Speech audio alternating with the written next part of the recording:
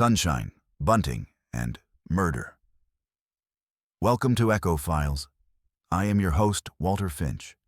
Share your location in the comments. I love seeing our community map grow. Your words make this journey richer. Let's dive in. The summer sun lay warm over the village green, where the annual St. Mary Mead Midsummer Fête was in full swing. Colorful bunting fluttered lazily in the light breeze. The scent of fresh scones and strawberry jam mingled with the sharper tang of freshly mown grass, and the air was alive with cheerful chatter. Beneath the great elm, tables were crowded with homemade preserves and delicate lacework, while a modest brass band played a somewhat uneven rendition of Rule Britannia. Over by the coconut shy, Colonel Melchett was gamely taking aim, his mustache bristling with determination, while Mrs. Price Ridley, resplendent in a lilac hat adorned with an improbable spray of feathers, surveyed the cake competition with the air of a general reviewing her troops. Miss Jane Marple, seated at the edge of the tea tent with a cup of Darjeeling, observed it all with serene interest. To the casual onlooker, she might have appeared absorbed only in her scone, carefully buttered and spread with jam in that neat, unhurried manner she favored. In truth, her clear blue eyes were darting gently from one group to another, noting small gestures, glances exchanged, and the subtle undercurrents that, in her experience, always flowed beneath village gaiety. At the center of the fate's bustle stood the guest of honor, Adrian Barnes, a man in his early 40s with an easy smile and a fine suit, whose recent purchase of the dilapidated Haversham Manor had caused no little stir. He moved easily among the crowd, shaking hands and making polite conversation. But there was a faint guardedness in his eyes, a reserve that did not go unnoticed by Miss Marple. Several villagers, including Mrs. Bantry, were plainly charmed by him. Others, such as the taciturn Mr. Pritchard from the post office, were less enthusiastic. The harmony of the afternoon was broken not by a shout or scream, but by a curious ripple of silence that began near the raffle tent and spread outward, as though the warm air itself had grown suddenly cold. Heads turned, voices faltered, and all eyes fixed on the path leading from the bandstand. There, staggering into view, was Mrs. Agnes Wright, the Fates treasurer, her white gloves smeared with something dark and sticky. For an instant, it might have been blackberry jam, until she collapsed to her knees and the dreadful truth became apparent. Someone rushed forward to catch her, but she was already sinking, her face chalky, her eyes wide with shock. In her trembling hands, she clutched the cash box from the day's takings, its lid flung open, the notes within scattered and stained. Then, as the brass band faltered into silence, a scream cut the still air. From behind the raffle tent came the news, breathless, horrified, that Mr. Adrian Barnes had been found lying face down among the hay bales, quite dead. Miss Marple set her teacup down with delicate care. Around her, the village green erupted into chaos. People calling for the doctor, the constable pushing his way through the crowd, Mrs. Price Ridley demanding to know whether the fete would be canceled. Yet Miss Marple merely folded her hands in her lap, her gaze fixed, not on the commotion, but on the expressions of those nearest the body. She had learned long ago that in the first startled moments after a crime, truth sometimes showed itself, fleetingly, before being hastily hidden away. And so, as the villagers surged toward the scene, she remained still, her eyes faintly narrowed. Somewhere among these familiar faces, behind the shock and dismay, lay the shadow of something else entirely. For a moment no one moved, as though the warmth had turned to varnish and fixed the fete in place. Then the green filled with hurried motion, children pulled back by anxious mothers, volunteers hustling to lower the bunting, the vicar striding rapidly but aimlessly until Mrs. Bantry seized his sleeve and directed him toward prayer rather than bustle. The constable from the high street, young, pink-faced, and rather out of his depth, held up his arms to form a hopeless barrier while a handful of men cleared the space behind the raffle tent. Miss Marple rose without fuss. She knew exactly how much help a flurry of well-meaning villagers could be. Not much. A thin woman with sensible shoes and a face that could turn kindly or keen in an instant. She slipped along the margin of the crowd toward the tea table, where Mrs. Agnes Wright had been laid out on a canvas chair. Mrs. Wright's hat had fallen off, revealing a wedge of iron-gray hair. Her eyes were shut and her breath came in uneven gusts. The cash box lay on the table beside her, notes stuck together by something sticky that glistened in the sun. "Her gloves, please," said Miss Marple to no one in particular. Ruby Collins, 19, harassed and flour-dusted from arranging scones, fumbled with the buttons at the wrist. As the glove came free, a small amber bee, drunk on sweetness, alighted and then wandered off in a lazy zigzag toward the jam pots. "Thank you," Miss Marple murmured. She raised the glove to her nose with an air of apology. "Oh, yes," she said softly to herself. She set it down and folded her hands, the faintest crease between her brows. Dr. Haydock, summoned by 3 different messengers, arrived brisk and irritated, his bag banging against his knee. "Stand back. No, farther back. If everyone breathes down my neck, I can't be expected to see anything." He bent over the body behind the raffle tent, his head blotting out the sun for a moment, then shifted to get a better angle among the hay bales. "Head trauma," he pronounced at last, in the careful tone that meant he would say more privately in a moment. "From a heavy blow. Death likely quite recent. 15 minutes, 20, I'll be more precise later." "Good Lord," said Colonel Melchett, his ruddy cheeks paled a shade. As chief constable of the county, he had seemed, moments earlier, perfectly competent at the coconut shy. Now he was already calculating jurisdiction and propriety. "We'll have slack down from Much Benham at once," he said, and dispatched the young constable in haste. Miss Marple did not push forward for a look at the body. She had seen the dead before. There was little to be learned from staring where one was not wanted. She watched instead. Mrs. Price Ridley, that paragon of form, positioned herself where most eyes would fall, a stray feather from her hat trembling like moral indignation. Mr. Pritchard of the post office, narrow-faced and closed as a ledger, gazed not at the body, but at the scattered notes inside the cash box, his lips tight. Tom Denning, the carpenter who had built the Fate stalls, stood very still with his arms folded, sawdust still clinging to his cuffs. Beyond them, the brass band muttered among themselves, the trombonist rubbing at a dent in his instrument as though a polished shine might restore order to the afternoon. Ruby Collins hurried back with a damp cloth. "I'll clean it. Shall I clean it, miss?" "In a moment," said Miss Marple. "Could you first fetch a little lemonade for Mrs. Wright? And perhaps some smelling salts from Mrs. Bantry's reticule. She always has some." Ruby darted away. Miss Marple, left alone with the open cash box, reached out a cautious finger and lifted a corner of a stained banknote. It came away with a slight tack and an unmistakable fragrance. She replaced it, her expression mild. Mrs. Wright stirred. "The money," she whispered hoarsely, eyes still closed. "I tried to keep it safe. Oh, dear God, I tried." "Hush," said Miss Marple, whose hushing was never unkind. "No one is accusing you of anything, my dear. Have a sip and breathe." As if conjured, Ruby returned with lemonade and salts.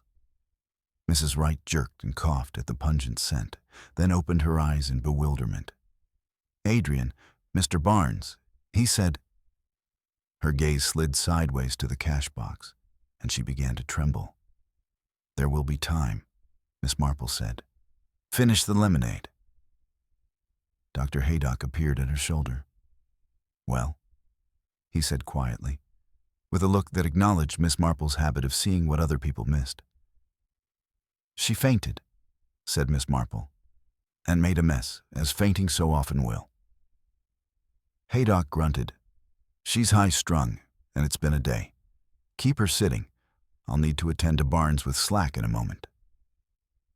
Inspector Slack arrived with his usual lack of ceremony and a good deal of purpose. Broad-shouldered, brisk, and not much given to the poetry of human nature, he pushed through the gathered villagers, flashed one sharp glance at Miss Marple that said he remembered perfectly well how inconvenient she could be, and ducked behind the raffle tent. "Right," he said when he emerged. "No one leaves the green. We'll take names down at the tea tent. Colonel, if you don't mind helping keep order." "I shall mind a very great deal," said Colonel Melchett, "but I shall do it," and moved off to oblige. Slack nodded to Doctor. Haydock lowered his voice, and the two conferred. Miss Marple did not strain to hear. The sense of it was clear enough.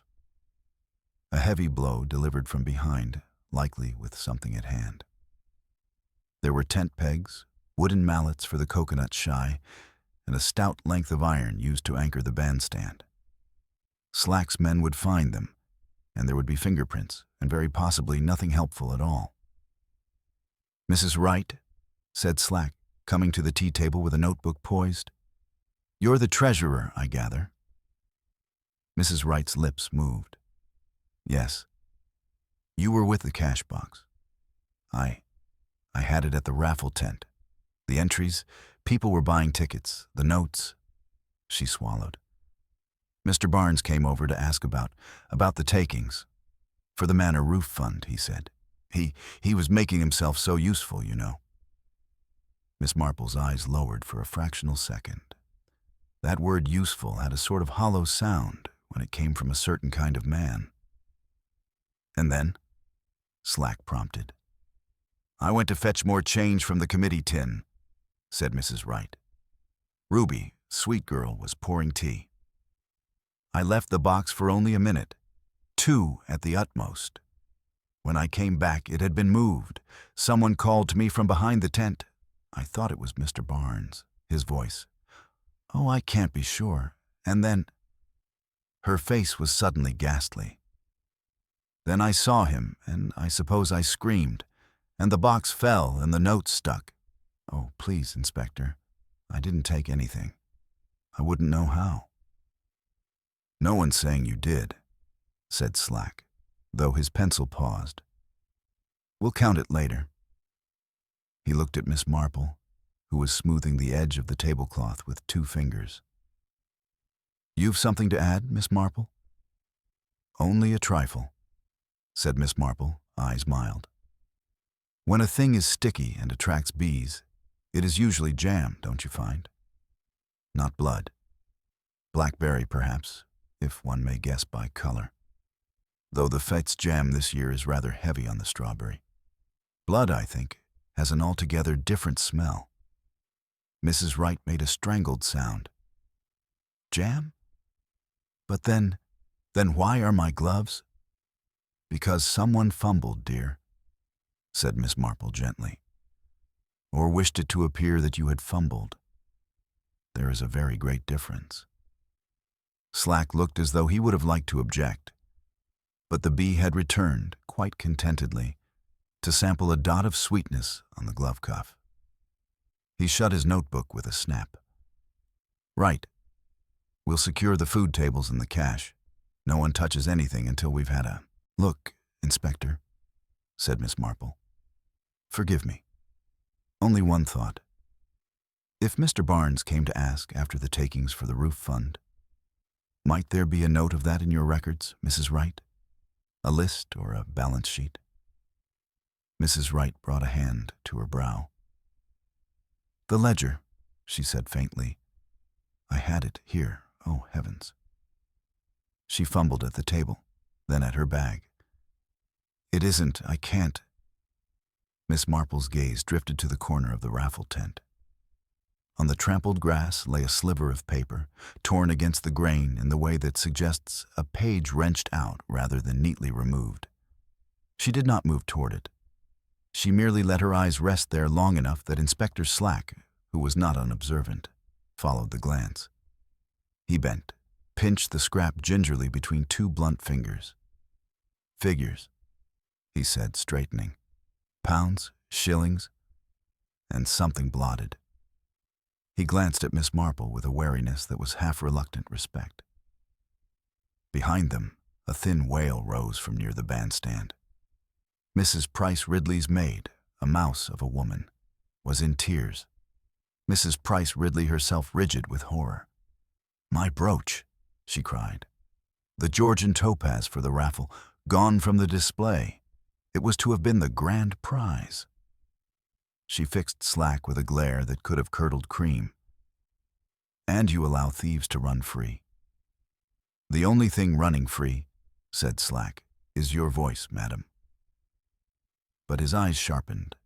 Theft, murder, missing ledger pages. Those were strings that might tie into a knot. Tom Denning unfolded his arms. "If you're done there," he said with a grudging respect made necessary by events, "you might like to see the bales. They're wrong. I stacked them this morning. 3 by 3, even as you like. Someone's shifted the bottom left to make a kind of dip. You can lie a man down and not see him from the path unless you're looking." Slack looked at him. "And you'd know who might do that?" Tom shrugged. "Anyone with 2 hands and a reason." Miss Marple leaned slightly on the back of the chair.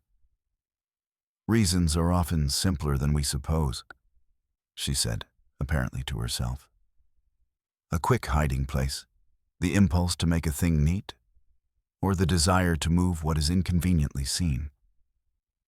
She turned to Ruby, who had tapped her arm with the anxious eagerness of the young. "Yes, dear?" "I remembered, miss," Ruby blurted.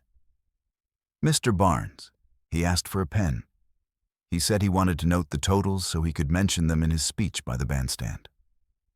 I gave him the one from the cake judging table. It was leaky. Mrs. Price Ridley said it spat like a kettle, but he said it would do."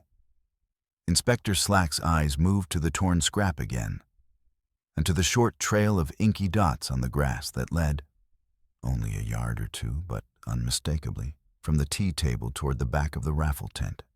He made a sound in his throat that might have been satisfaction, and then repressed it, disliking to feel indebted to a girl's sharp eyes. Miss Marple was not watching the ink. She was watching faces. Mr. Pritchard's expression had set as though someone had poured a cast for it.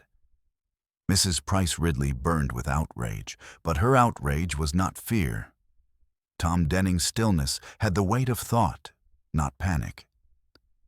And there, almost overlooked, was Mrs. Bantry, dear woman, who loved a sensation but hated genuine trouble, wringing her gloves and glancing, not toward the body, but toward the lane by the hedgerow, where a narrow track led off to Haversham Manor.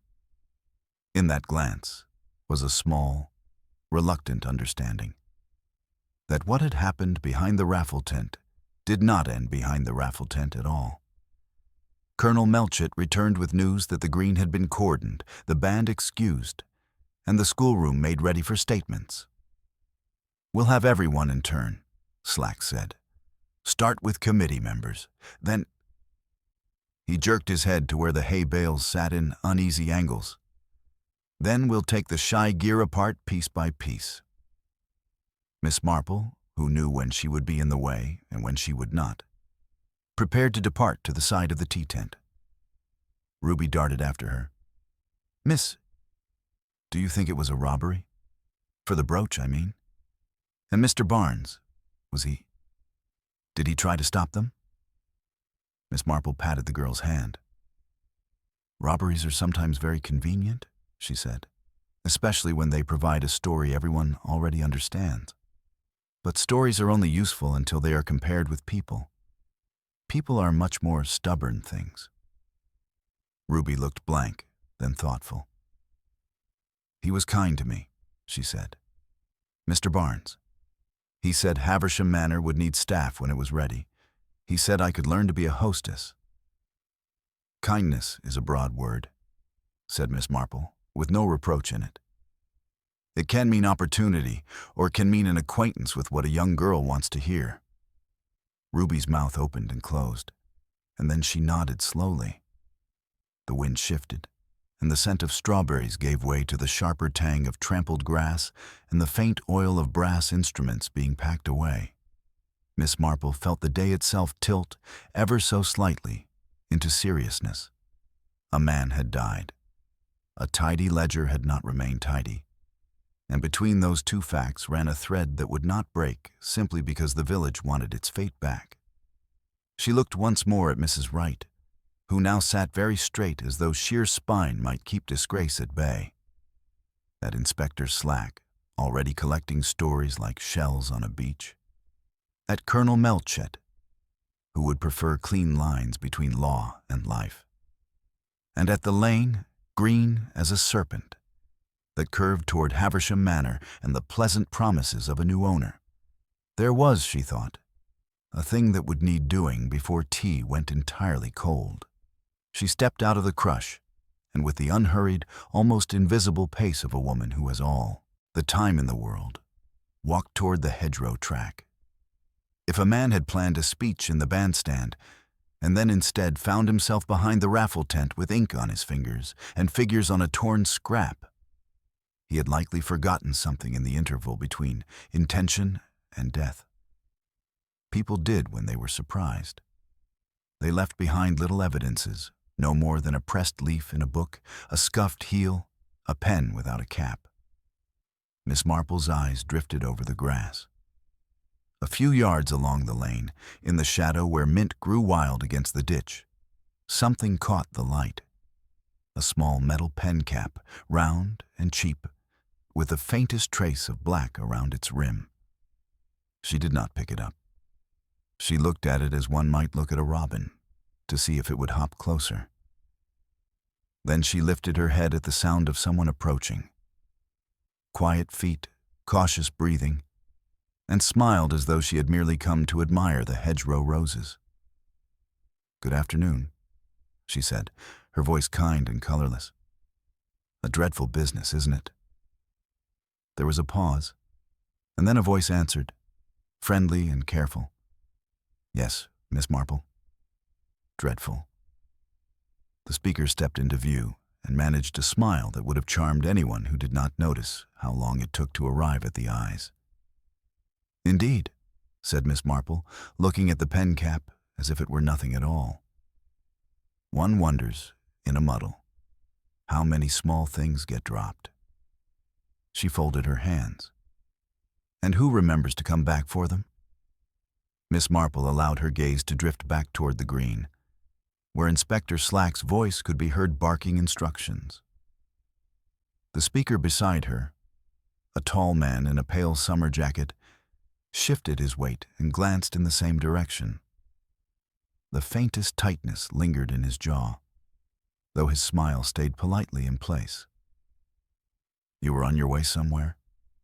she asked, the question as light as the breeze stirring the hedgerow. He shrugged. "Merely taking a turn to escape the noise, Miss Marple. A bit of fresh air before we're all herded into that schoolroom for questions." His eyes slid briefly to the pen cap glinting among the mint. "A sad affair for the fête." "Oh, indeed," she agreed. "Death always does seem to intrude upon our pleasant occasions in the most inconvenient manner. You know Mr. Barnes well, perhaps?" "Met him at the committee meetings," the man said easily. "Name's Howard Crew, do some accounting for local businesses. We'd spoken about the manor's repairs. He seemed the sort who wanted everything done quickly, not the patient type." His voice was steady, but Miss Marple noted that he kept his hands in his pockets, the thumbs pressed rigidly against the seams. She nodded, as if it were no more than village chatter. Yes, haste is often telling. Things are sometimes overlooked when one rushes, things one might later wish to retrieve. A small pause. His eyes flicked to hers, measuring. Then, with a faint chuckle, he said, "Quite so. Well, I suppose Slack will want every name in the book, and I'd better not give him reason to look for me." He tipped his head in farewell and walked back toward the crowd, with a briskness that seemed just shy of hurry. When he was out of sight, Miss Marple stooped, not to pick up the pen cap, but to nudge it gently under the mint leaves with her toe. There was no need to show all one's cards at once, particularly when one did not yet know how many games were being played. Back at the green, the crowd had thinned as groups were led away to the schoolroom for statements. Mrs. Price Ridley had claimed the most visible chair, retelling the loss of her Georgian brooch to anyone who would listen, and pointedly ignoring those who wouldn't.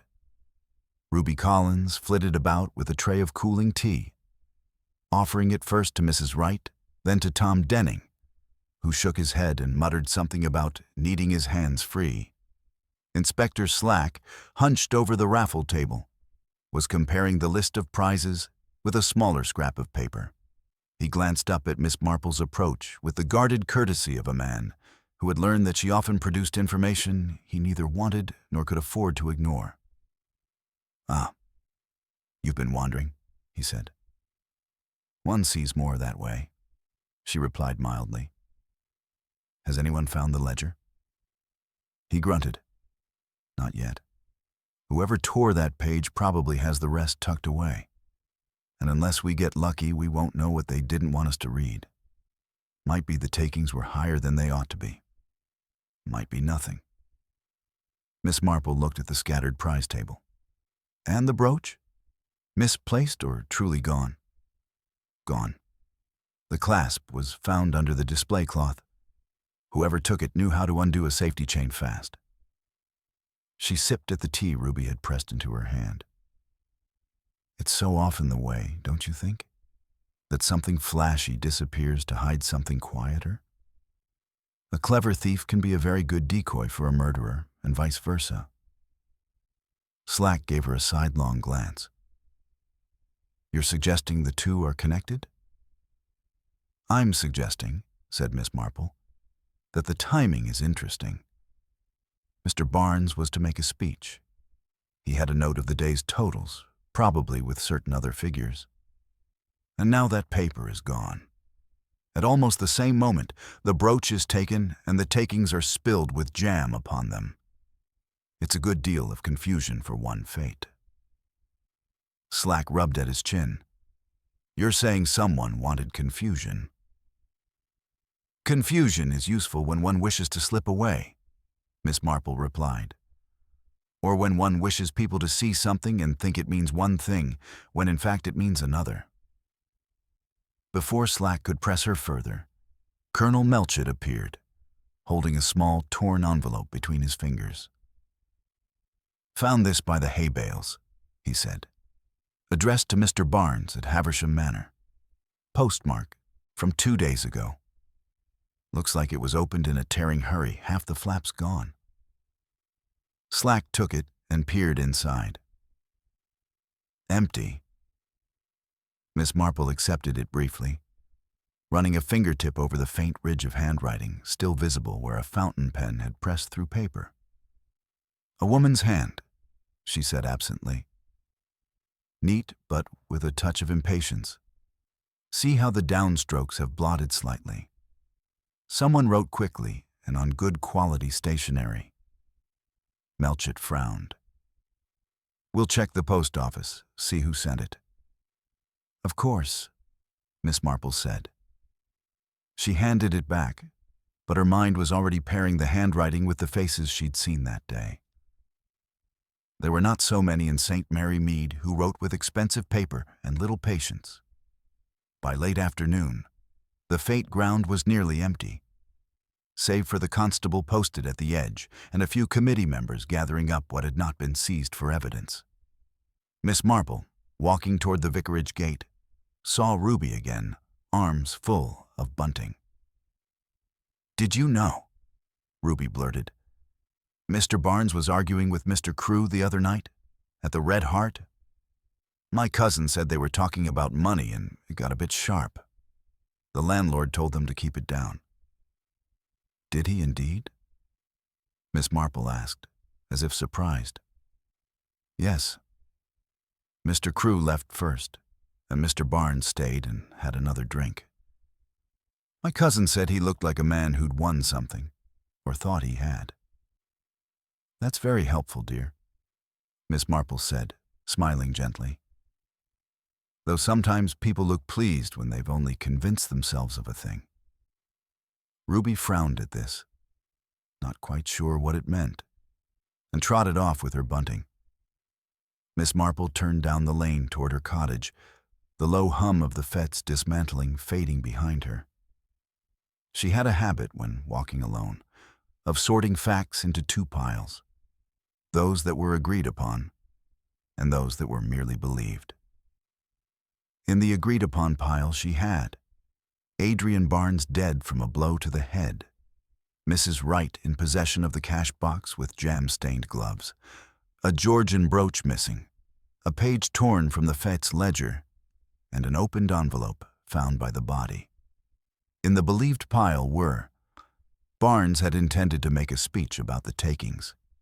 He'd argued with Howard Crewe. He'd been seen as useful by some and too useful by others.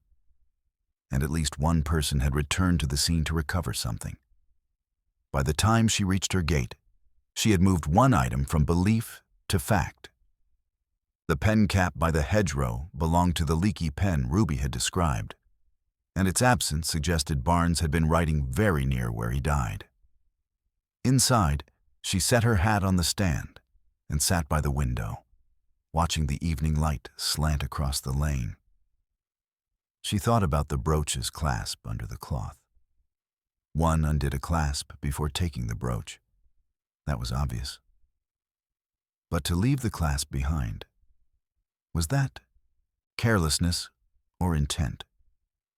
If one wished to make a theft look hurried, one might drop the clasp to sell the story.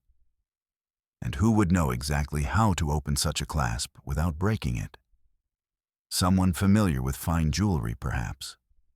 Someone like Mrs. Price Ridley, or someone who had handled her brooch before.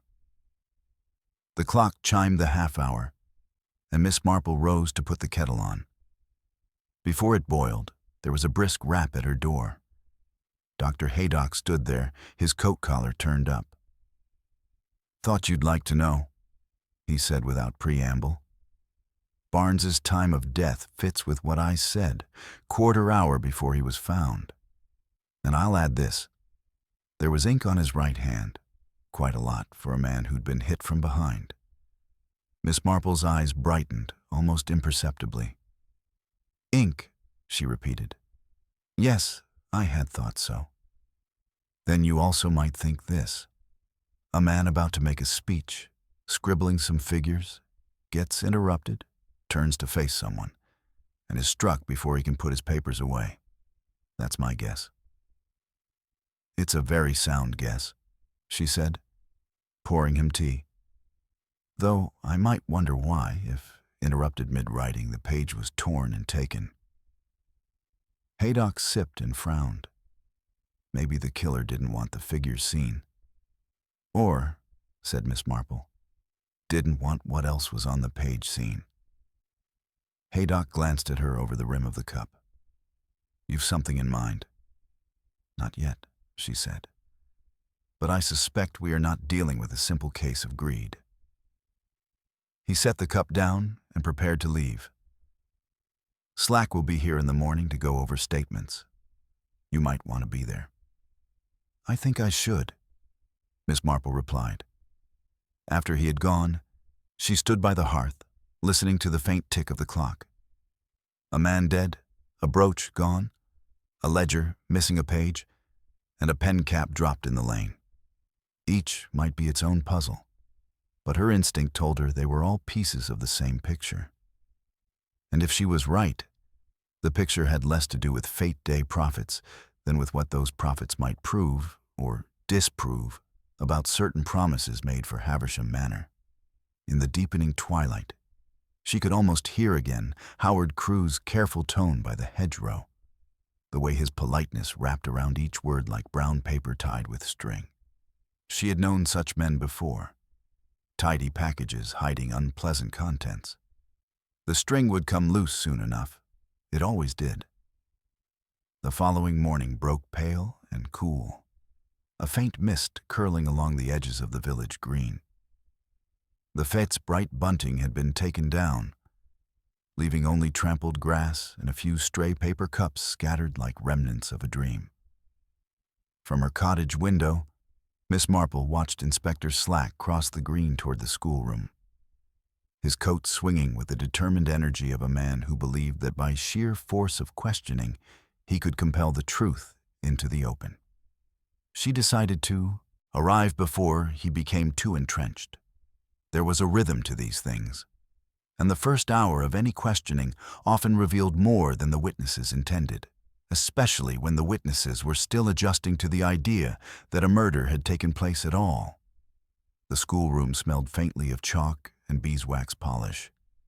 Tables had been pushed together to form an improvised desk for Slack and Colonel Melchett, while Dr. Haydock leaned against the blackboard with his arms folded, looking on as if assessing a mildly interesting experiment. A constable sat in the corner, pencil poised over a ledger, recording names. Mrs. Wright was there already, pale but more composed than she had been the day before. Her gloves were gone, her hands folded tightly in her lap. She was speaking in low tones to Colonel Melchett, who seemed to be reassuring her about something. Slack glanced up as Miss Marple entered. "Morning, Miss Marple. Come to observe?" "If it's not inconvenient," she said, taking a seat near the side wall. "I promise to be very quiet." The first to be called was Ruby Collins, who appeared with her hair pinned up hastily and a nervous determination in her eyes. Slack's tone was gruff, but not unkind. He questioned her about the sequence of events at the tea table, the moment she gave Mr. Barnes the pen, and whether she had seen anyone approach the raffle tent from the rear. Ruby frowned, searching her memory. "I saw Mr. Crewe, sir. He came around from the path near the hedgerow, but that was before Mrs. Wright called out. I thought he'd gone to fetch something from his car." "Did you see him carrying anything?" "No, sir. Just walking fast. He didn't look at me." Slack noted this down, his pencil pressing hard. Miss Marple saw him glance toward Colonel Melchett, who returned the look with a faint tightening of his mouth. When Ruby had gone, they called Tom Denning. The carpenter sat solidly in his chair, his large hands clasped on his knees. His answers were brief but clear. Yes, he had noticed the hay bales were moved. No, he hadn't seen who did it. Yes, he had been near the coconut shy most of the afternoon, except when he'd gone to fetch a hammer from his van. "Where was your van parked?" Slack asked. "Other side of the green, near the lane to the manor," Denning said. "Easier to unload the timber there." Miss Marple tilted her head slightly. That would have put him within sight of the hedgerow path. But Denning's manner gave away nothing beyond a craftsman's quiet stubbornness. Mrs. Price Ridley swept in next, feathers quivering like a small storm. She gave her account with the air of someone performing on stage. How she had been overseeing the raffle display, how she had noticed nothing amiss until the commotion over Mrs. Wright's faint, and how her priceless Georgian brooch had vanished from the velvet cushion. "Inspector," she concluded, "I must insist that this theft be treated with the utmost seriousness. Sentiment aside, it is worth a small fortune." Slack's voice was dry. "We are treating both matters seriously, madam." Miss Marple listened with an air of polite detachment. Mrs. Price Ridley had made a point of describing the brooch's clasp in detail. But there was something rehearsed about it. Perhaps too much emphasis on how easily it might be undone. And yet, if she were the one who took it, she would hardly have drawn attention to that skill. Howard Crewe entered without hurry, his summer jacket immaculate, his expression calm. Slack's questions to him were noticeably sharper. Where had he been between 2 and 3 o'clock? He had been walking the grounds, speaking with several committee members. Had he seen Mr. Barnes? Yes, briefly, by the tea tent. And after that, he had taken the path toward the hedgerow for some air, then returned to the green in time to see the commotion by the raffle tent. Did you speak to Mr. Barnes yesterday? Only in passing, Crewe said smoothly. I was to meet him later about some figures for the manor's repairs. Miss Marple saw Slack's eyes flicker. Figures from the fête takings? That was part of it, Crewe admitted. He wanted to make sure the donations were accounted for in the refurbishment budget. And you had argued with him at the Red Hart 2 nights before, Slack said flatly. Crewe's smile was thin. A discussion about accounting methods, Inspector, nothing more. When Crewe left the room, Slack muttered something under his breath that Miss Marple couldn't quite catch. She watched the inspector shuffle his notes, his pencil tapping the margin of the page where Crewe's name sat heavily underlined. By the time the morning questioning concluded, several points had been firmly established. Mr. Barnes had been last seen alive near the tea tent, writing something.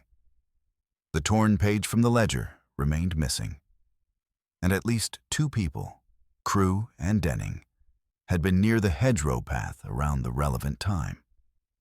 Miss Marple took her leave, but instead of heading home, she walked toward the post office. Mr. Pritchard was inside, sorting a small pile of envelopes with the care of a man counting coins. Good morning, Mr. Pritchard, she said pleasantly. I wonder if you could help me.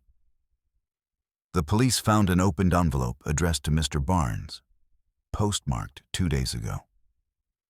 Would you happen to recall who sent it? Mr. Pritchard adjusted his spectacles. We don't get so much post to Haversham Manor that I'd forget. That letter came from Mrs. Isabel Trent. She's staying with her sister at the vicarage. Came in herself to post it. Looked in a bit of a hurry. Is that so? Miss Marple said, storing this away. Mrs. Trent was a newcomer to the village. Widowed the year before, and her presence at the fête had been quiet but attentive. She found Mrs. Trent later that afternoon, walking along the edge of the green with a basket of flowers. The woman's face was composed, though there was a faint shadow in her eyes. Such a dreadful business yesterday, Miss Marple said, falling into step beside her. You knew Mr. Barnes? A little, Mrs. Trent said. He'd been kind to me since I arrived, invited me to see the manor as it was being restored. I thought it very neighborly. And you wrote to him recently? Mrs. Trent hesitated. Yes, it was a personal matter, nothing important. Miss Marple smiled gently. Personal matters are often the most important, my dear. Mrs. Trent glanced at her sharply, then looked away. I had heard rumors about him and some business with his former partner. I thought he ought to know what was being said. But perhaps I was too late. They parted soon after, but Miss Marple walked away with her mind turning. If Mrs. Trent had warned Barnes of trouble, it might explain his eagerness to control the Fates narrative and the ledger. A man facing a threat might try to shore up his position with public goodwill and visible donations. That evening, as the sun dipped low, Miss Marple sat knitting by her window, thinking of the brooch. A brooch could be sold, certainly, but it could also be used as a distraction, something bright to draw attention away from a quieter theft. She thought of the ink on Barnes's hand, the missing page, and the path to the manor.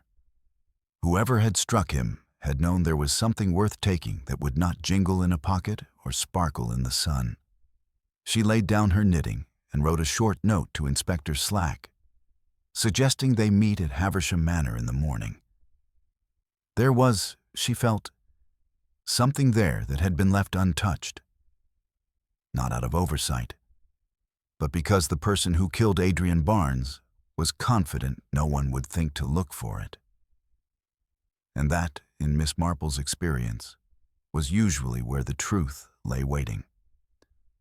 The following morning was bright but cool, the kind of day when the air seemed sharper than the light. Inspector Slack was already waiting at the gates of Haversham Manor when Miss Marple arrived, her straw hat tied neatly under her chin and a walking stick in her hand. The great house, still half shrouded in scaffolding, loomed over them with an expression of faded grandeur, its cracked stonework and weather-stained windows hinting at a past more illustrious than its present.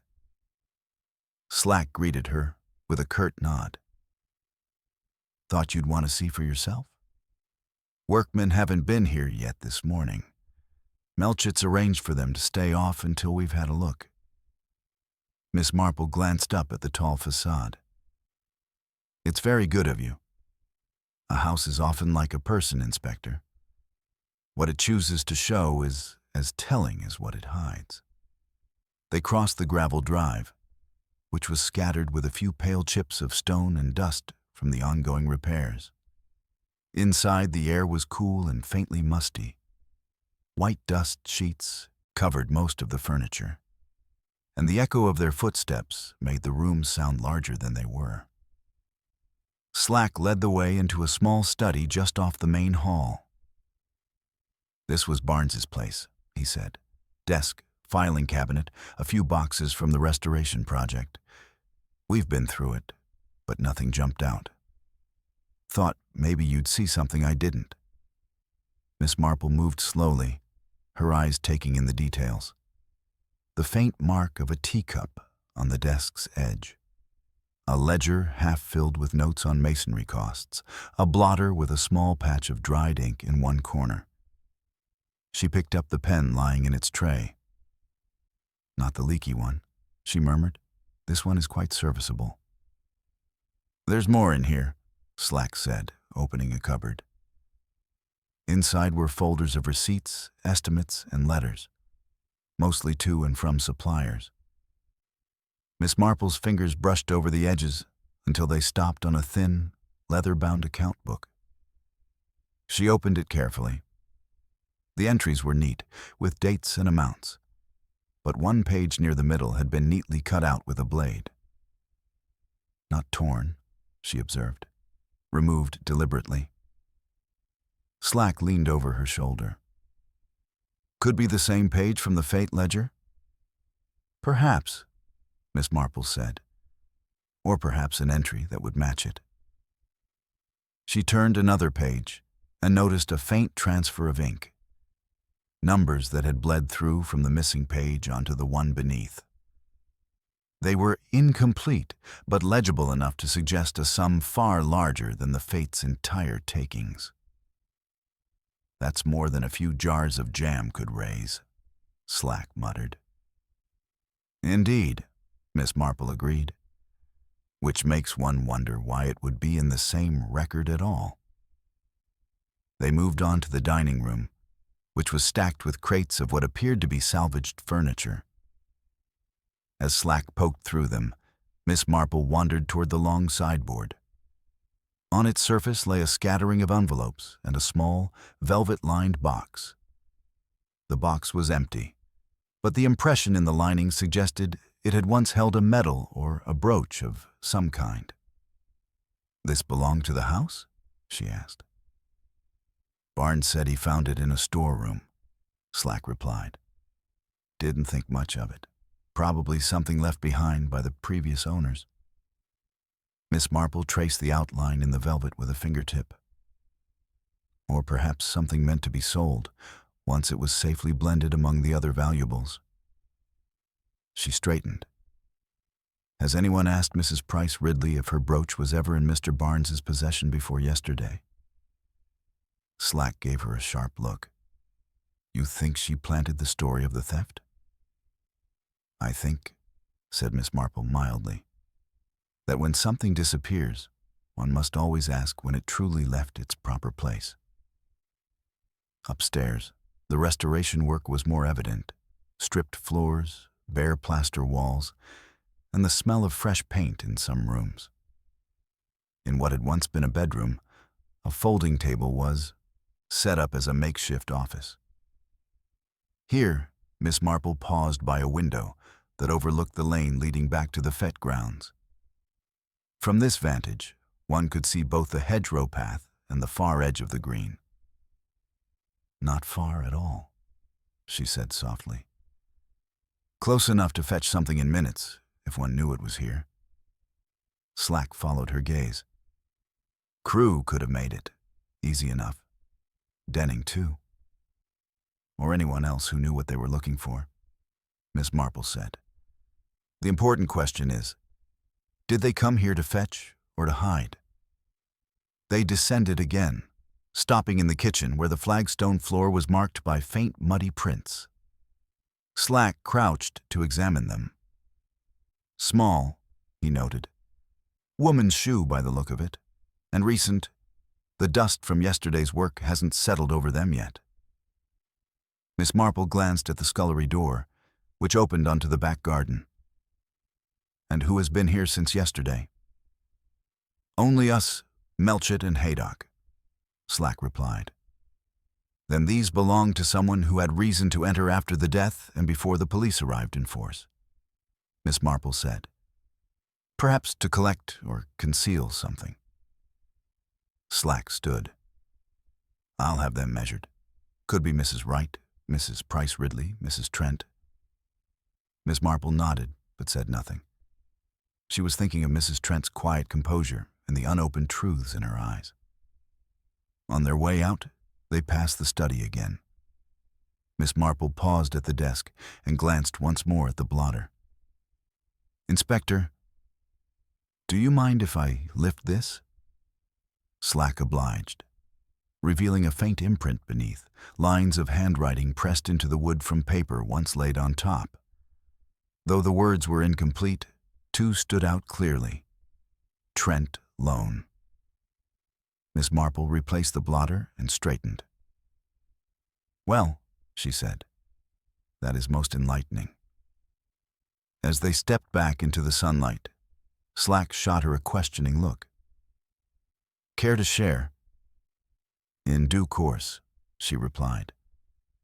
But I think you might wish to have a word with Mrs. Trent before long, and perhaps also with the jeweler in Much Benham, to see if a Georgian brooch has been shown to him in the past week. Slack grunted, half in annoyance and half in reluctant respect. You've a way of making me feel like I'm a step behind, Miss Marple. It isn't a race, Inspector, she said gently. Merely a matter of keeping one's eyes open.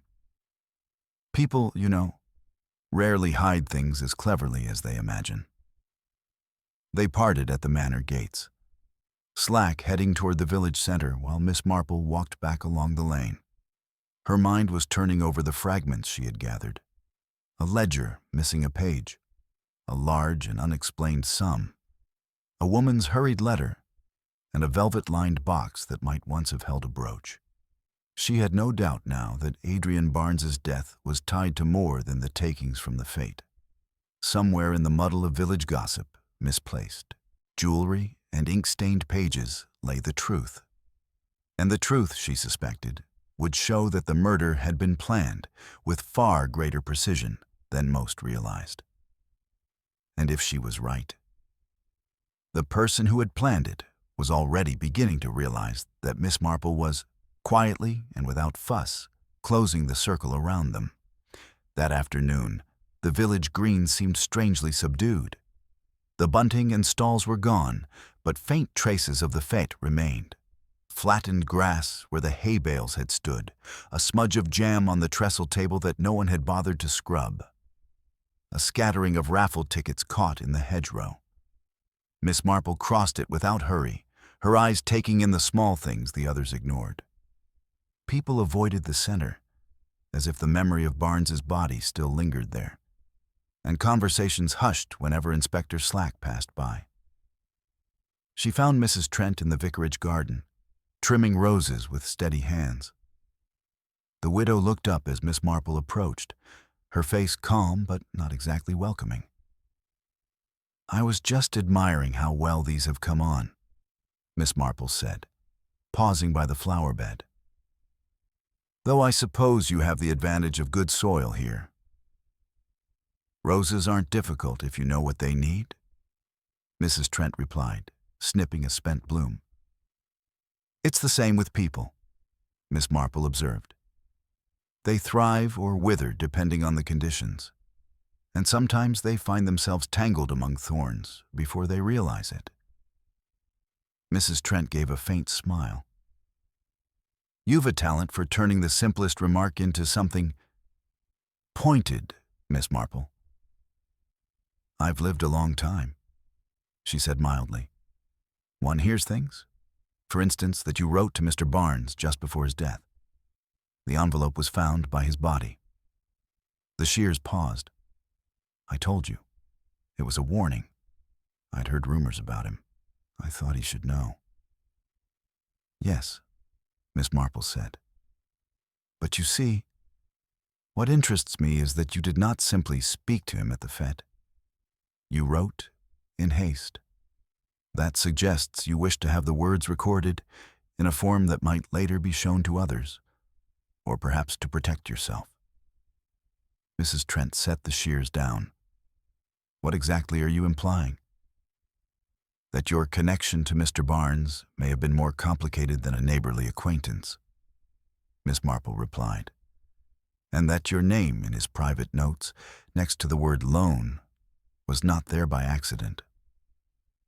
The woman's composure tightened. "He asked for my help," she said at last. "I had a little money, insurance from my husband. He said it would be temporary, to smooth over a gap until the manor repairs were funded. But the more I learned about his dealings, the less comfortable I felt. I wanted it back." "And did you tell him so?" "Yes. He said we'd speak after the fete, that he'd have the figures ready to show me. I thought—" She stopped, her hands tightening around the gloves she had taken from her pocket. "I thought it meant he intended to repay me. Now, I suppose I'll never know." Miss Marple regarded her for a moment. "You will know, Mrs. Trent. But I cannot promise you will like the truth." She left the vicarage and made her way to the high street. The jeweler in Much Benham was a tidy man with sharp eyes, and he remembered the Georgian brooch at once. "Came in last week," he told her. "Brought by a man, not the owner. Said he'd been asked to have the clasp tightened. I recognized it. It's distinctive. I telephoned Mrs. Price Ridley to confirm. She was not pleased." "And the man?" "Tall, well-dressed, mid-40s. Didn't give a name. Paid in cash for the repair and collected it the following day." Miss Marple thanked him and took the bus back to St.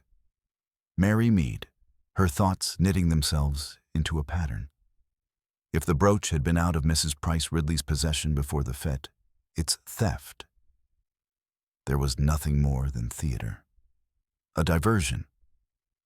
And if someone had arranged for it to be mended, it meant they had possession of it long enough to plan its reappearance, or disappearance, very deliberately.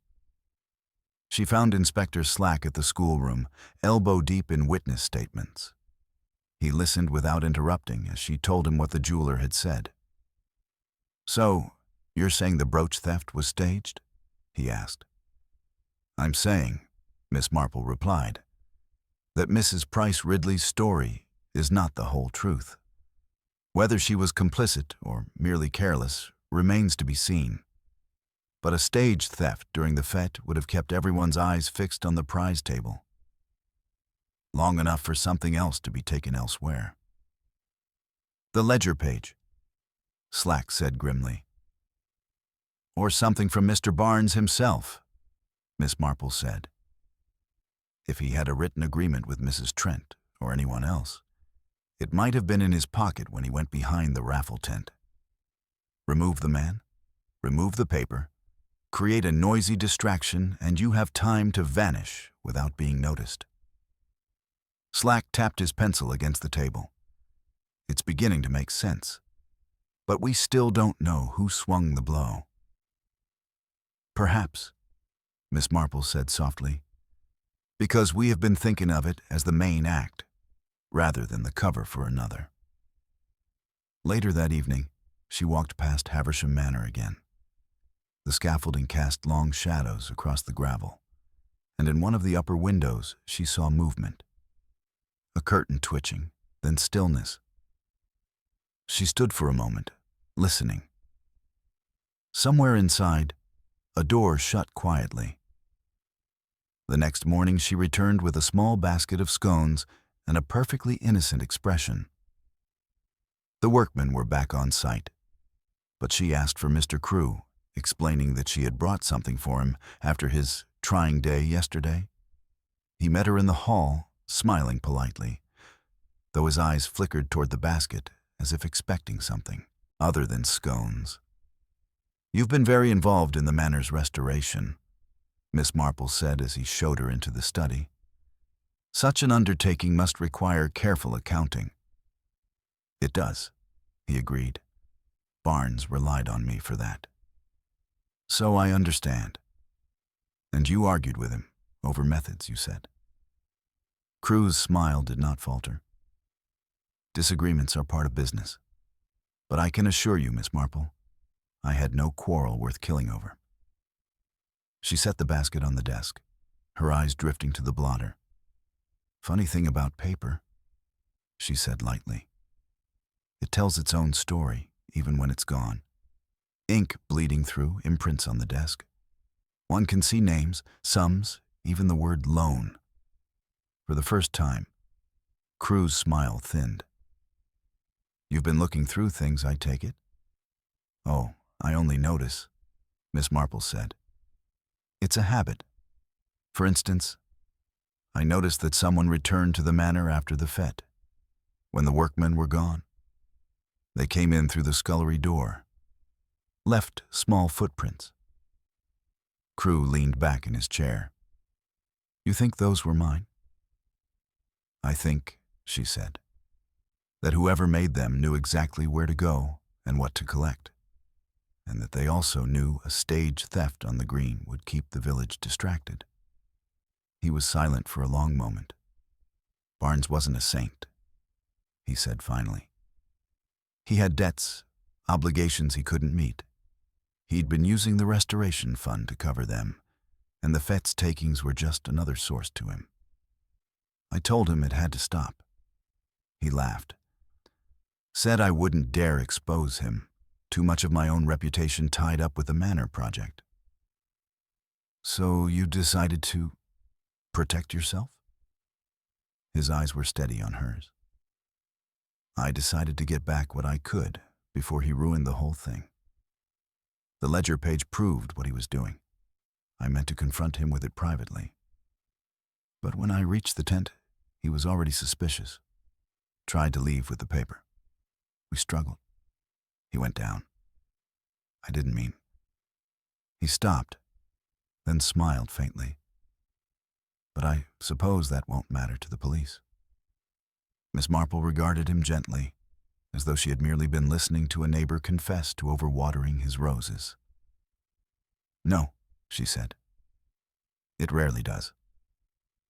She rose, taking up her basket. The inspector is in the schoolroom, she added. It would be better, I think, if you went to him before he comes to you. When she stepped back into the sunlight, the air seemed clearer, Somewhere in the garden, a workman's hammer struck wood, a sharp, rhythmic sound that felt, to Miss Marple, like the case being nailed shut. Inspector Slack was standing on the green when Miss Marple returned from Havisham Manor. His coat was open, his hat pushed back, and he was consulting with Colonel Melchett over a sheaf of papers. The moment he saw her, he excused himself from the colonel and strode over. His expression sharpened with anticipation. "You've been somewhere," he said, not quite a question. "I have," Miss Marple replied mildly. "And I've spoken with Mr. Crewe." Slack's eyebrows rose. "And?" "He told me everything you need to hear," she said. "But I'd prefer you hear it from him directly. I suggested he come to you." As if on cue, Crewe appeared at the far end of the green, walking with measured steps, neither hurried nor dragging his feet. His face was composed, though Miss Marple thought she detected the faint stiffness of a man who had decided on a course and intended to see it through. Slack turned to watch him approach, his eyes narrowing. Crewe stopped a pace away. "Inspector," he said evenly, "I believe we should speak in private." Slack gestured toward the schoolroom. "In here." Miss Marple followed them inside, but remained unobtrusively by the wall. The constable at the desk looked up in mild surprise, then bent to his notes again as Slack shut the door. Crewe began without preamble. Adrian Barnes was misappropriating funds from the Manor Restoration Project. I discovered this some weeks ago, but yesterday, before the fête, I found proof. Entries in the ledger that tied the fête's fundraising directly into his personal debts. I took the page. My intention was to force him to account for it and to return the money. Slack's pencil moved briskly. And instead, we argued behind the raffle tent. He tried to grab the page from me. There was a scuffle. He stumbled against the hay bales. Crewe hesitated, his gaze momentarily sliding to Miss Marple before returning to Slack. I struck him, reflexively. He fell. When I realized he wasn't getting up, I panicked. I took the paper and left by the hedgerow path. The brooch theft had already caused a commotion. I used that to slip away. "Where's the ledger page now?" Slack demanded. "In my briefcase at the manor." Slack nodded slowly, his expression unreadable. "You understand this is a confession to manslaughter, at the least." "I understand," Crewe said. The inspector stood, signaling to the constable. "We'll take a statement, and then you'll come with us." Crewe inclined his head. "As you wish." When they had gone, Colonel Melchett reappeared at the door, his brows knitted. "Well, that's a turn. I suppose that's it then." Slack gave a half shrug. "It's a confession. But I'd like to see that ledger page before I'm satisfied." Miss Marple, who had remained silent throughout, now stepped forward. "I think you'll find, Inspector, that the page will prove rather more than Mr. Crewe expects, and that the death of Mr. Barnes was no mere reflexive blow." Slack gave her a look of irritation tempered by reluctant interest. "Go on." She folded her hands. "Mr. Crewe is correct about the misappropriation, but he is not the only one with a stake in concealing it. Mrs. Trent, for example, had lent Mr. Barnes a considerable sum. Insurance money, from what I gather. If it became known that she had invested in a fraudulent scheme, her own position would be difficult. And Mrs. Price Ridley, whose brooch was supposedly stolen, had in fact allowed Mr. Barnes to hold it as collateral for a private loan. That is why it was at the jeweler's the week before." Colonel Melchett looked startled. "You're saying they all had reason to see him silenced?" "I am saying," Miss Marple replied, "that they each had reason to hope he would not expose their connections to the manor's finances." Mr. Crew's blow may have felled him, but I suspect someone else ensured he would not rise again. Slack's eyes narrowed. You mean he was finished off? It would not require much, she said softly. A blow that stunned him, followed by something quieter. Pressure on the throat, perhaps, while the crowd's attention was elsewhere. The hay bales would conceal the act from casual view. Melchett frowned. And you think you know who? I think, Miss Marple said, that the footprints in the scullery at the manor are the key. They were made after the fête by a woman's shoe, small in size. The only person with cause to return there in such haste and the opportunity to enter unseen was Mrs. Trent. She could have gone back to recover or destroy any document tying her to Barnes. If she was willing to do that, she might also have been willing to make sure he could not implicate her. Slack muttered something under his breath and reached for his hat. We'll see what she has to say about that. By late afternoon, Mrs. Trent was seated in the schoolroom, her hands folded tightly before her. She admitted to going to the manor after the fête, claiming she had been looking for her scarf, left during a visit earlier in the week. Under Slack's steady questioning, her story began to fray. You were in his study, Slack said flatly. You removed papers. We'll find out which. Her composure slipped. He was going to ruin me, she said, her voice low. That paper. If it had come out, I'd have been a laughingstock. I didn't kill him, I swear it. Miss Marple leaned forward slightly. No, she said. I don't believe you struck the first blow. But you found him stunned, disoriented, and you saw an opportunity. You knew that in a scuffle, one more injury would be taken for the same. So you knelt there among the hay bales, under the cover of noise and confusion, and made certain he would never speak again. Mrs. Trent's head came up sharply, eyes flashing. You can't prove that. Slack's tone was grim. We'll see what the coroner says when we examine the body again. And if there are marks to match your hands, Mrs. Trent, we will prove it. The silence that followed was broken only by the scratch of the constable's pencil. Mrs. Trent's gaze flickered once to Miss Marple, and in that look was a mixture of fury and resignation. She said nothing more. When Slack and Melchett had left with her in custody, Miss Marple lingered for a moment in the empty schoolroom. She thought of Barnes, his easy charm, the reserve behind his smile, and of the small, steady ripple of greed and fear that had spread outward from him. In the end, it had taken more than one hand to bring him down. Outside, the sky was deepening to evening. The green was quiet again, the fête only a memory, though whispers would carry its shadow for weeks to come. Miss Marple walked home at her usual, unhurried pace, her thoughts already turning to the kettle she would put on and the knitting she would take up.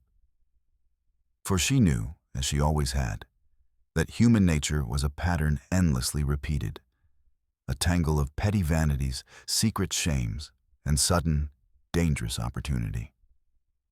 And no matter how often it came to her doorstep, it never truly surprised her anymore. The next morning, the mist had returned to Saint. Mary Mead, curling in thin ribbons along the hedgerows and softening the outlines of the cottages. From her kitchen window, Miss Marple could see the green lying quiet under its gauzy veil, as if the events of the fête had been no more than an unpleasant dream. But the village did not forget so quickly. People might speak of the weather or the price of butter, but their eyes still darted sideways, measuring who had been spoken to by the police and who had not. She had just finished buttering a slice of toast when there came a knock at her door. It was Colonel Melchett, looking grave, but a little less harassed than usual. He accepted her offer of tea with a nod, though he remained standing by the window. We've confirmed your suspicions, he said. Haydock examined the body again, There were marks on the throat, not deep, but enough to suggest a second assault after the blow. We've charged Mrs. Trent accordingly. Crewe will face his own set of charges, but without her intervention, Barnes might have lived. Miss Marple stirred her tea. It is a sad truth, Colonel, that one person's mistake can become another's opportunity. And Mrs. Trent is not the first to take advantage of a moment's confusion. She's not saying much now, Melchett went on. Denies killing him, but admits she removed papers from his study. The ledger page was found in Crewe's possession, as he said, but she took other documents we've yet to recover. Miss Marple's eyes lowered briefly. She may have destroyed them. Some people burn letters. Others tear them into bits and scatter them where they think no one will think to look. But such things have a way of turning up, caught in the corner of a drawer or blown against a fence. Melchett gave a weary smile. Perhaps you'll find them before we do. After he had gone, Miss Marple decided to take a turn about the village. She stopped at the post office for a half-pound of tea and lingered there longer than necessary, listening to the ebb and flow of conversation. Mr. Pritchard was his usual discreet self, but Ruby Collins, who had come in for a spool of thread, could not resist whispering to her that Mrs. Price Ridley was in a state about having her name linked, however faintly, to the scandal. She says it's simply outrageous, Ruby confided. People talking as if she lent her brooch to Mr. Barnes for money. But you should have seen her face when the jeweler said he'd had it in for repair. White as paper. Miss Marple patted her arm. Sometimes the truth makes us pale, my dear, especially when we thought we'd managed to keep it neatly out of sight. From the post office, she walked toward the lane to Haversham Manor, passing the vicarage where the roses looked less tidy than the day before. There was a subtle air of neglect already settling in, as if Mrs. Trent's absence had loosened the order of the household. The manor itself was alive with the sound of hammering and the smell of fresh-cut timber. The workmen had returned in force, and the scaffolding gleamed damply in the morning light. Miss Marple spoke briefly with the foreman, a cheerful man who had known her for years. Terrible business, that, he said, lowering his voice. But between you and me, I'm not surprised. Barnes was always rushing the work, cutting corners. We'd tell him something wasn't ready, and he'd say, paint over it. They'll never know. Did you ever see Mrs. Trent here before the fete? He scratched his head. Once or twice, yes. Always with Barnes. And once with Crewe, though they didn't look chummy. More like they were sizing each other up. Miss Marple thanked him and strolled back toward the green, her mind ticking steadily. She knew that the legalities would take their course now, but she also knew that the story, for her, was not yet complete.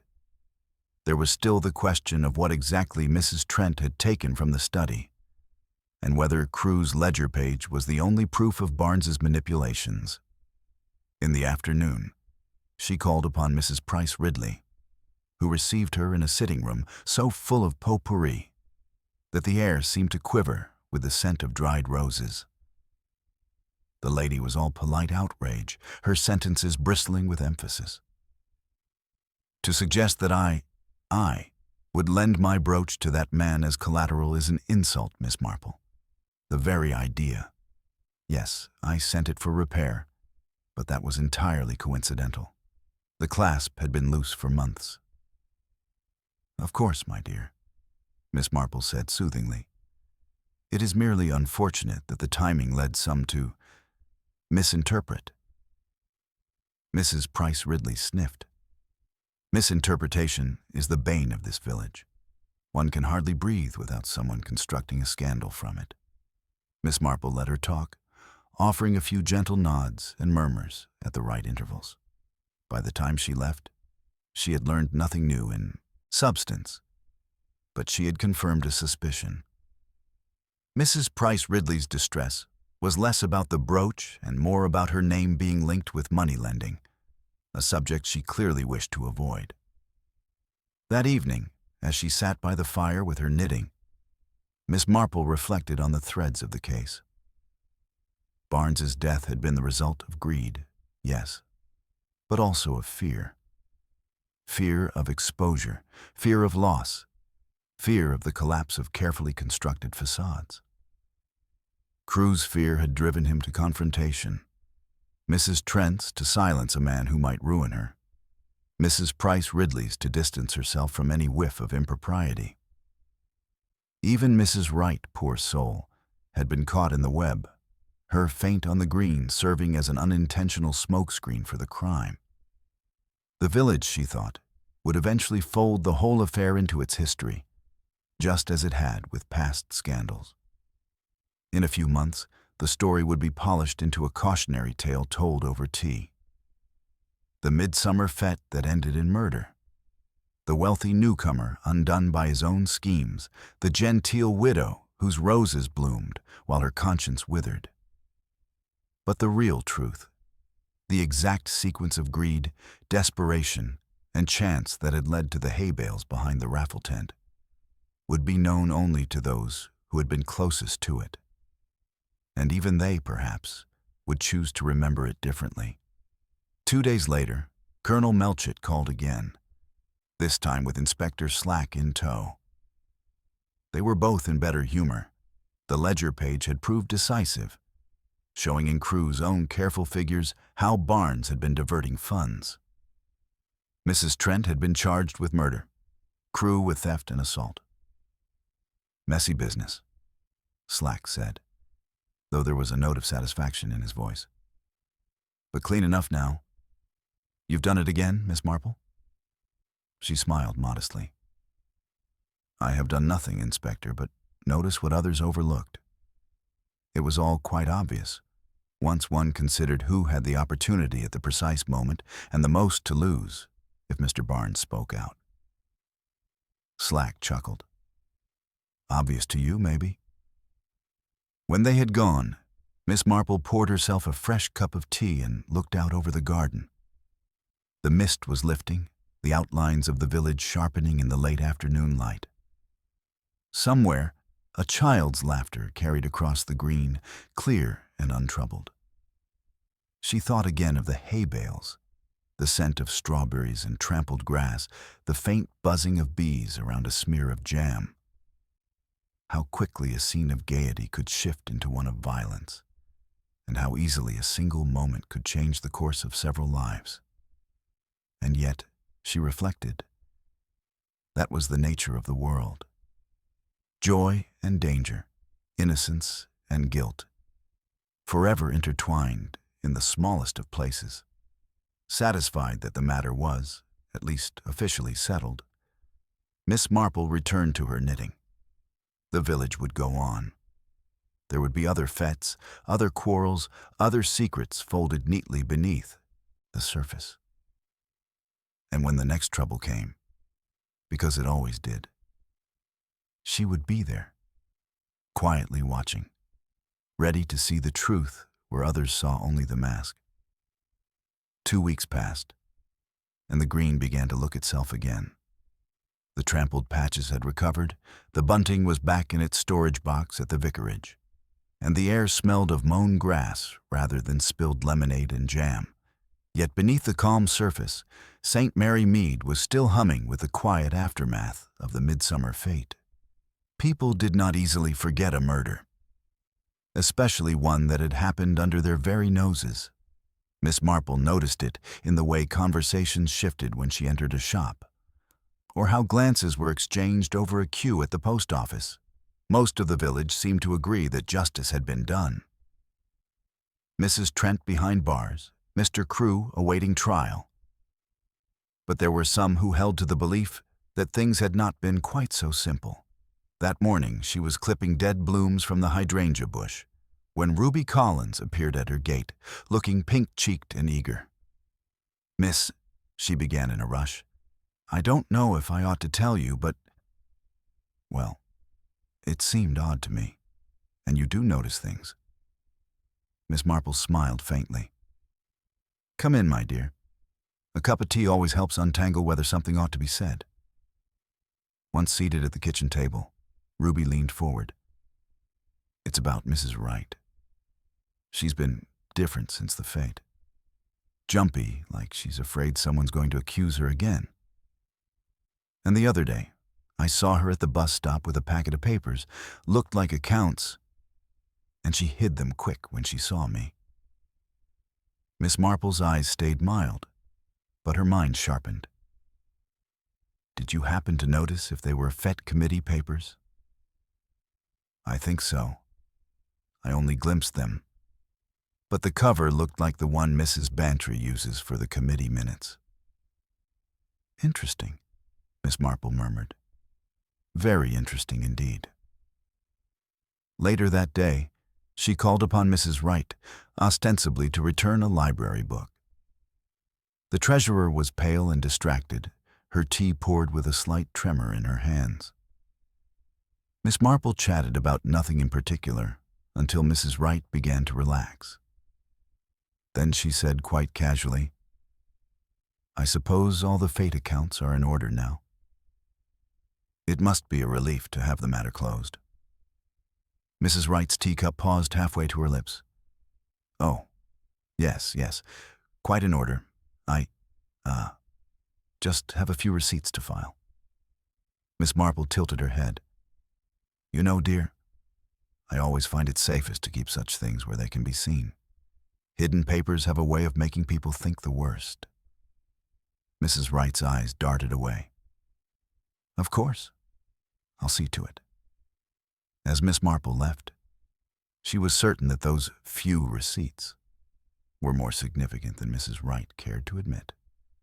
And if they were indeed from the fete, they might answer the one question that still nagged her: the exact timing of when Barnes went behind the raffle tent. That evening, she took a slow walk past the manor.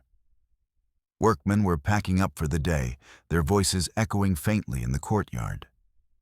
She caught a snatch of conversation between two of them, about the boss being too tight with wages, and realized they meant Crew, who had taken over some of Barnes's role during the restoration. Crew might be awaiting trial, but it seemed he had not entirely stepped away from the project. The next morning, she mentioned this to Inspector Slack when she encountered him outside the grocer's. His expression darkened. He's been allowed limited access to finish certain contractual matters, he admitted. But if you're about to tell me he's up to something, I'll warn you now. He's under close watch. Even so, Miss Marple said, you might want to be sure his finishing matters doesn't include tidying away anything that might shed further light on his dealings with Mr. Barnes. Slack looked at her for a moment, then nodded slowly. We'll keep an eye on him. 3 days later, news reached her in the way such things always did in St. Mary Mead, half by accident, half by design. Mrs. Bantry, calling to borrow a recipe book, let slip that the fete committee's final balance sheet showed a discrepancy of nearly £20 more than expected. Of course, Mrs. Bantry said. Mrs. Wright insists it's because some expenses were overestimated and not all the vouchers had been presented in time. But still, it does seem a tidy sum to have gone astray and then reappear. Miss Marple smiled politely, but inside she felt the last piece of the puzzle sliding into place. That unexplained surplus, arriving after the fete and after Barnes's death, suggested that someone, very likely Mrs. Wright, had been holding back funds, perhaps at Barnes's instruction, and had decided to return them quietly once he was gone. The following afternoon, she took tea with Colonel Melchett and outlined her reasoning. Barnes was using every avenue available to him to cover his debts, she explained. The fete takings were part of that, and Mrs. Wright, as treasurer, must have been persuaded to hold certain funds for him until after the event. When he died, she panicked, realized her position could be dangerous, and slipped the money back into the accounts before the final balance was declared. Melchett frowned. If that's so, we could still charge her with complicity. You could, Miss Marple agreed. But I suspect she was more a frightened follower than an active conspirator, and she has now returned what she withheld. The damage, though moral, is less than it might have been. Melchett sighed. You do have a way of sorting the sheep from the goats. It's a matter of understanding why people do things, Miss Marple said. Most crimes, Colonel, are born not from villainy alone, but from fear. Mrs. Trent feared ruin. Crewe feared exposure. Mrs. Wright feared being dragged into a scandal, and in their fear, each of them played a part in what happened to Mr. Barnes. In the days that followed, the story began to lose its sharp edges in village conversation. New topics emerged. The rumor of a visiting author at the vicarage, the price of apples in Much Benham. But the Midsummer Fête remained in the background, like a tune that everyone knew, but no one wished to hum aloud. Miss Marple, for her part, was content to let it fade. She knew the truth as fully as it could be known, and she had no wish to parade it for curiosity's sake. The law would take its course, and the village, in its own way, would absorb the lesson. One evening, as she sat by the fire with her knitting, she thought of the scene behind the raffle tent. The muffled sounds of the band, the scent of crushed hay, the sudden stillness that had fallen when Barnes collapsed. It had been a moment when all the tangled strands of human motive, greed, resentment, desperation, had tightened into a fatal knot. She finished a row, set her needles down, and poured herself a small glass of sherry. Outside, the evening star hung low over the roofs of the village. St. Mary Mead was quiet again, but she knew, as she always did, that somewhere, in some corner of human nature, the seeds of the next trouble were already taking root. And when they sprouted, she would be there, smiling politely, listening carefully, and seeing, always, just a little more than anyone realized. The summer ripened into August, bringing warmer afternoons and the hum of bees in the gardens. On the surface, St. Mary Mead had settled back into its familiar rhythms. The postman whistled as he went his rounds. The vicar prepared his sermon on the parable of the sower, and Mrs. Bantry was once again immersed in her roses. Yet for all the outward calm, the Midsummer Fête still lingered in the undercurrents of conversation, a shadow that slipped between talk of jam recipes and the state of the church roof. Miss Marple moved among it all with her customary quiet grace.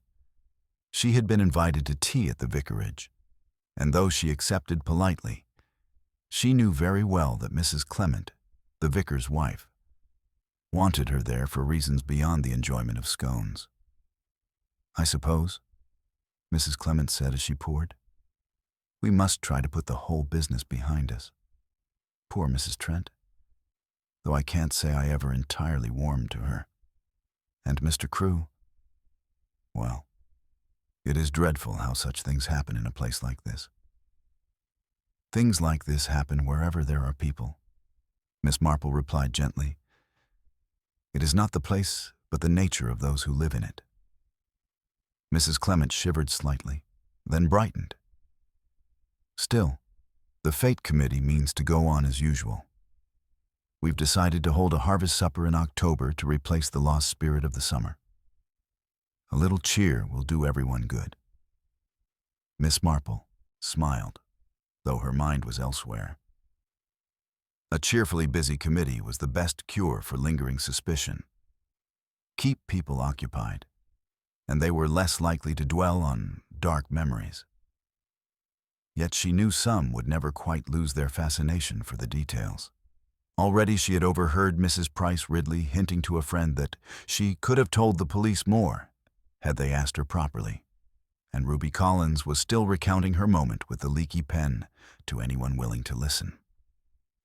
Leaving the vicarage, Miss Marple took the long way home by the lane that skirted the green. The air smelled faintly of hay. The field beyond was dotted with sheep.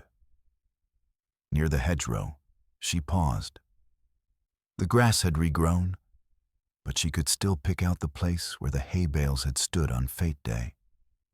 For a moment, she could almost hear again the uneven strains of the brass band, the murmur of voices, the sudden ripple of alarm when Mrs. Wright stumbled forward with her jam-stained gloves.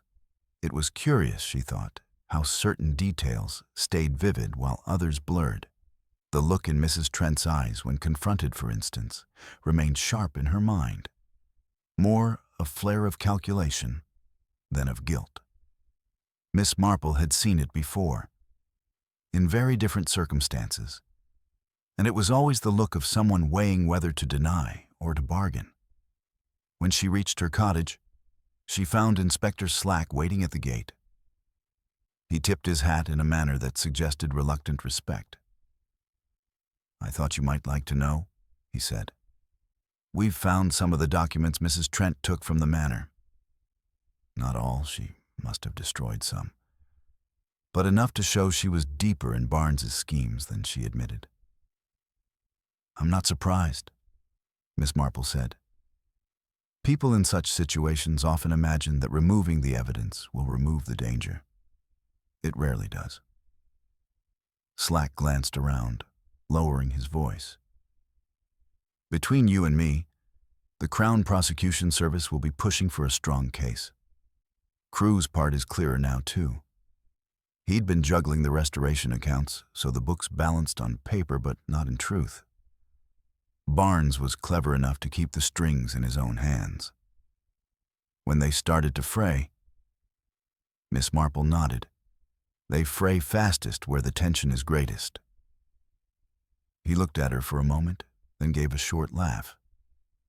"You make it sound like knitting." "It often is," she said, with a small smile. After he left, the afternoon passed in the quiet way Miss Marple liked best. Letters answered, a little work in the garden, the kettle humming on the hob. Toward evening, Mrs. Bantry called, full of energy from a visit to Much Benham. "Would you believe," she said, "the jeweler told me he's had 3 customers ask to see Georgian brooches in the last fortnight. I suppose people have been reminded how attractive they are. Scandal does strange things to fashion." Miss Marple listened, amused, and let the conversation wander. It was always best, she knew, to let people say what they wanted before steering toward anything of use. And Mrs. Bantry, for all her delight in social drama, had an unerring instinct for when something was off. Lowering her voice, Mrs. Bantry added, "Between you and me, I think Mrs. Wright's been keeping something back still. She's too relieved, too quick to change the subject if you ask about the accounts." Miss Marple's eyes twinkled faintly. "Perhaps she simply wishes to be rid of the whole business." "Perhaps," Mrs. Bantry said, unconvinced. When her friend had gone, Miss Marple reflected on that. She did not doubt Mrs. Wright had acted under Barnes's influence, but guilt was an odd creature. It clung even after one had made amends. If Mrs. Wright seemed overly relieved, it might be because she feared some new revelation could yet pull her back into the shadows of the case. The next day brought a letter from Colonel Melchett, thanking Miss Marple for her valuable assistance and informing her that both Crewe and Mrs. Trent would be tried at the autumn assizes. The evidence, he wrote, was considered strong, and the Crown was confident of conviction. Miss Marple put the letter away in a drawer. She had no desire to attend the trials. Courtrooms were for those who needed proof laid out like items on a counter. She preferred the quieter satisfaction of knowing she had already seen the pattern complete. In September, as the evenings grew cooler. The village life shifted to autumn routines. Children returned to school, gardens were tidied for winter, and talk of the harvest supper began to outweigh talk of the fete. Yet here and there, a fragment of the old gossip floated up. A mention of the jam-stained gloves, a joke about pen ink, a sigh over poor Mrs. Trent, or foolish Mr. Crewe. One afternoon, Miss Marple encountered Ruby in the lane, carrying a basket of apples. The girl smiled shyly and said, "I don't think I'll ever forget that day, miss. I learned more about people than I have in all my years before." "That," Miss Marple said kindly, "is the only good to be had from such events, that we learn, and that we remember when the next occasion comes to trust or mistrust." Ruby's brow furrowed thoughtfully as she went on her way. That evening, Miss Marple sat by her fire, the knitting in her lap. She thought of how the threads of the Midsummer Fête had been drawn together, not in one bold tug, but in a series of small, careful loops, each tightening until the whole pattern was clear. Barnes's ambition, Crewe's fear, Mrs. Trent's desperation, Mrs. Wright's anxiety, Mrs. Price Ridley's vanity, each had been a stitch, and she had only followed them to see where they met. Outside, the last swallows were gathering on the telephone wires, ready to depart. The seasons would turn, and the village would go on. Somewhere, sooner or later, another little tangle would present itself, and she would be ready. For human nature, Miss Marple knew, never changed. It only wore different hats, and it was her quiet pleasure and her quiet duty to notice which way they were tipped. By October, the air in St. Mary Mead had grown crisp, the mornings edged with a thin frost that left lacework on window panes and silvered the lawns. The fields beyond the village were stubbled from harvest, and the talk in the shops had turned to the coming supper in the church hall, an event now spoken of with a sort of determined optimism. As though by gathering under warm lamplight, the village could finally lay to rest the shadows of the Midsummer Fête. Miss Marple, knitting by her fireside, noticed how the mood had shifted. People were no longer whispering about Crewe and Mrs. Trent at every turn, but there was still a curiosity that flickered to life when their names arose. Even now, after the charges and the newspaper articles, there were those who could not quite accept that the crime had been the work of two people acting independently. Some insisted there had been a deeper conspiracy.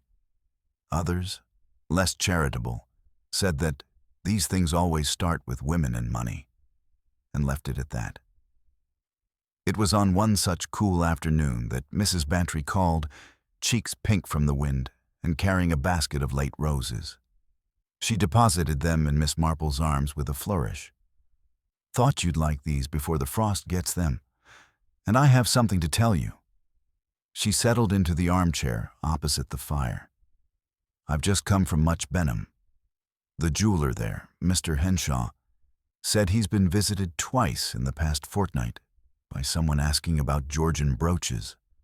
The second time, the man hinted he was looking for one matching a description very like Mrs. Price Ridley's."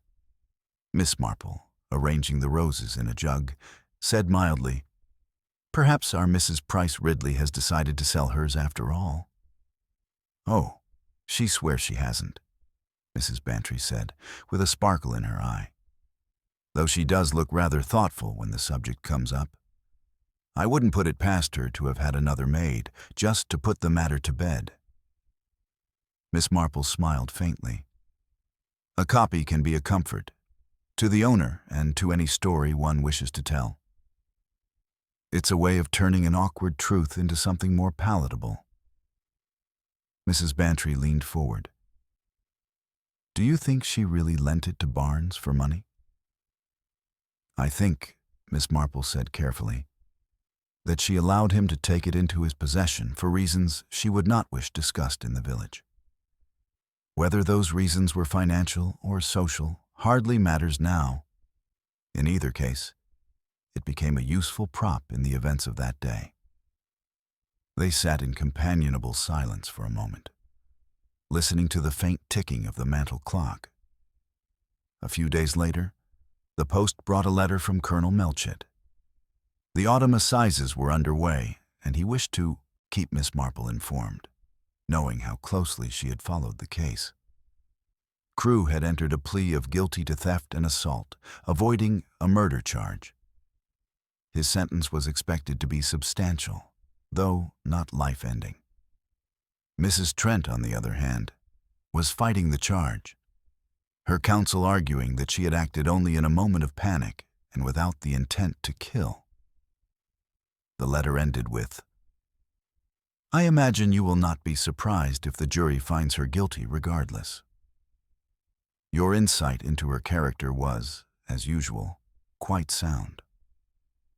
Miss Marple folded the letter and placed it neatly back into its envelope. She had no interest in attending the trial. Courtrooms were rarely places of enlightenment, in her view. They showed the performance of truth, not its discovery. Still, she could not help but be curious when, a week later, Ruby Collins appeared at her door, eyes bright with the latest report. "They found Mrs. Trent guilty, miss. 10 years. Mr. Crewe got 5. Miss Marple nodded, setting out tea for them both. "Justice," she said, "has many measures. Some think it is the sentence alone, others the certainty that the truth was seen. I suppose I am of the latter persuasion." Ruby sipped her tea, then hesitated. "Do you think, if Barnes hadn't been killed, that any of it would have come out?" "Oh, my dear," Miss Marple said gently, "such things always come out. Perhaps not so soon, perhaps not in such a public way, but people are endlessly careless with their secrets. A wrong look, a misplaced word, a document left where it shouldn't be. Sooner or later, it surfaces." The harvest supper brought the village together in the church hall, under the warm glow of strings of paper lanterns. There was roast beef, apple pies, and Mrs. Bantry's famous seed cake. Conversation was lively, though in some corners the talk inevitably strayed to that dreadful day in July. Miss Marple moved among the tables, chatting, listening, and noting how the tone had changed. The fête had shifted from being a raw memory to something almost like a local legend, retold with embellishments, softened with the passing weeks. Mrs. Price Ridley, resplendent in a new feathered hat, was overheard declaring that she had cooperated fully with the authorities, and that her brooch was now safely where it belongs. Miss Marple thought of the jeweler's account and smiled inwardly. When the evening wound down, Miss Marple walked home through the cool night air, the crunch of leaves underfoot. She thought about how the affair had unfolded, the small acts of deceit that had led to a man's death, the overlapping fears and ambitions that had entwined Crewe and Mrs. Trent, and the way the village had reacted, first with shock, then with suspicion, and finally with a sort of collective relief that the guilty had been named. In her sitting room, she poured herself a modest glass of sherry and sat before the fire. The flames flickered, casting shadows that shifted and danced, not unlike the expressions she had seen on faces over the past months. She reflected that while the particulars of each crime differed, the essentials did not. Greed, fear, pride, desperation, these were the constant notes, and the melody was always the same. Outside, a wind rose, stirring the branches in the garden. Miss Marple pulled her shawl closer and took a slow sip of sherry. St. Mary Mead was quiet tonight, but she knew that beneath the surface, life continued in all its messy complexity. Somewhere in the village, perhaps in a drawing room, perhaps in a kitchen, Someone was making a choice they might later regret. And when the time came, she would be ready to notice. Not because she sought out such troubles, but because they had a way of finding her, as inevitable as the turning of the seasons. She would listen, observe, and when the moment was right, thread the scattered clues into the pattern only she seemed to see. For now, though, she allowed herself the comfort of the fire, the familiar click of knitting needles, and the knowledge that the village would rest, at least until the next ripple disturbed its calm waters. The days shortened quickly as November set in, bringing a pale sun that lingered low over the rooftops and cold evenings scented faintly of wood smoke. St. Mary Mead had taken on its winter rhythm. Windows lit early, curtains drawn against the chill, and the sounds of life muted, as though the village had pulled a warm shawl about its shoulders. For most, the Midsummer Fête and all that followed had become part of the year's past events, filed away alongside memories of late roses and blackberry jam. People still spoke of it occasionally, at the post office, in the queue for the butcher's, but more often as a curiosity than a wound. Miss Marple noticed that certain figures had quietly altered their habits. Mrs. Wright, for example, no longer volunteered for committee treasurer roles, preferring to keep her hands busy with flower arranging or baking for the church bazaar. Ruby Collins had grown more careful in her conversations, her youthful tendency to chatter tempered by the knowledge of how quickly gossip could shift into something darker. Even Mrs. Price Ridley, though as haughty as ever, had been seen making small, surprising gestures of courtesy, as though she understood, in her own way, that the village's gaze could turn as quickly upon her as upon anyone else. One crisp morning, Colonel Melchett stopped by on his way back from Much Benham. He looked in better spirits than Miss Marple had seen him for months. "Well, Miss Marple," he said, warming his hands at her fire, "I thought you'd like to know. The trials are over, sentences handed down, and that's the end of it. Crewe and Mrs. Trent have gone off to serve their time. Neatly tied up." "Neatly is a matter of opinion, Colonel," Miss Marple replied gently. "Justice often leaves loose threads, little things only the people involved remember." He smiled faintly. "You would say that, but I dare say we've done what could be done." After he left, she sat for a while in quiet thought. Justice, in her experience, was rarely the tidy matter that officials liked to present. The law could punish, yes, but it could not erase the causes of a crime. Greed would still tempt, pride would still blind, and fear would still drive people into foolish choices. That was simply human nature, and human nature was not easily altered by court sentences.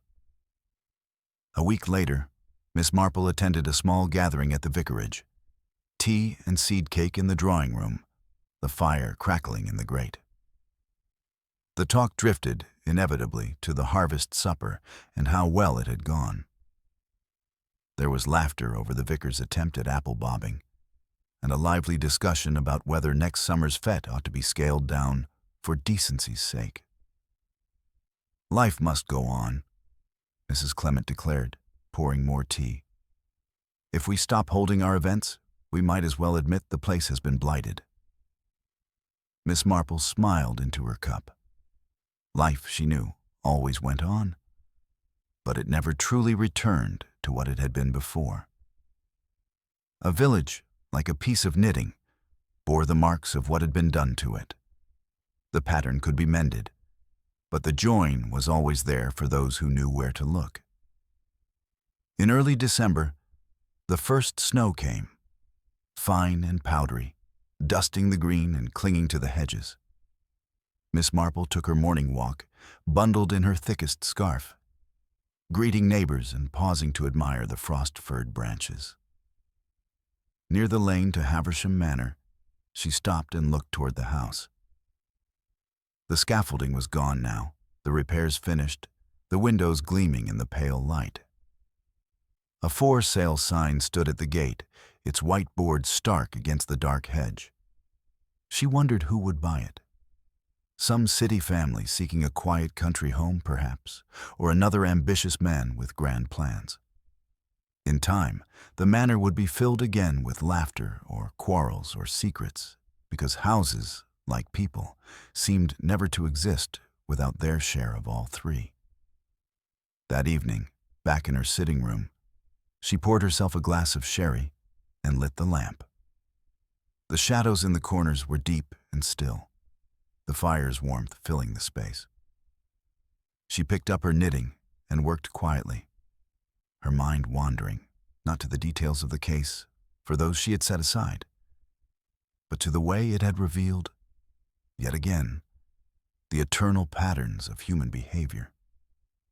A man had wanted too much, too fast. Another man had feared for his own safety and struck before thinking. A woman, given the chance, had ensured that her own disgrace would never come to light, even if it meant ending a life.